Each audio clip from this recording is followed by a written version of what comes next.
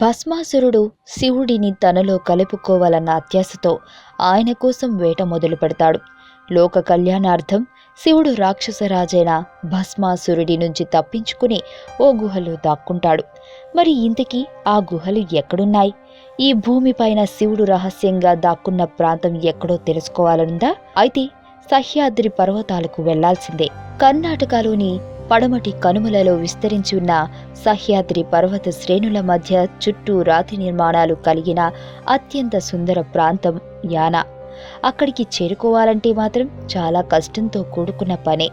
చుట్టూ దట్టమైన అడవి ప్రాంతం, ఎత్తైన కొండలు, వాటిపై నుంచి ముగ్ధ మనోహరంగా జాలువారే జలపాతాలు.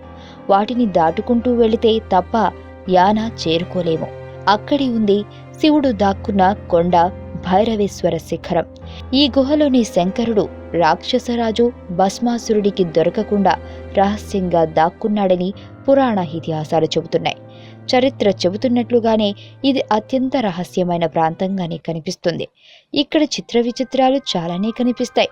చుట్టూ చిమ్మ చీకట్లు ఉన్న ఆ గుహలోని శివలింగంపై మాత్రం ఎప్పుడూ వెలుతురు పడుతూనే ఉంటుంది. దానికి కారణం ఆకాశం నుంచి నేరుగా ఆ ప్రాంతానికి మార్గం ఉన్నట్లు తోచే కొండ ఆకారం. ఇంత దట్టమైన కొండల మధ్య ఓ జలధార పర్యాటకులను ఆశ్చర్యానికి గురిచేస్తుంది.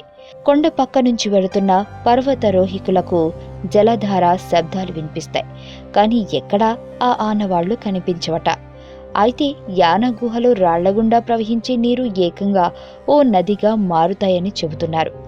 చండీహోల్ అనే నదిగా ఏర్పడి అది అఘనాశిని అనే మరో నదిలో ఉప్పిన పట్టణం వద్ద ఈ నీళ్లు కలుస్తాయంట.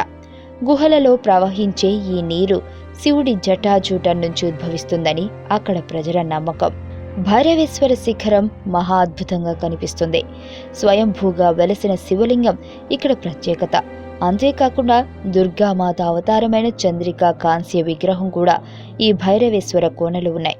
యానా ప్రాంతంలో విభూతి జలపాతాలు ప్రసిద్ధిగాంచినవి.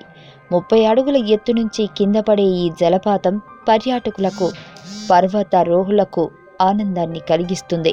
మీకు తెలియని మరిన్ని రహస్యాలను తెలుసుకోవాలనుకుంటున్నారా? అయితే సబ్స్క్రైబ్ చేయండి రహస్యవాణి.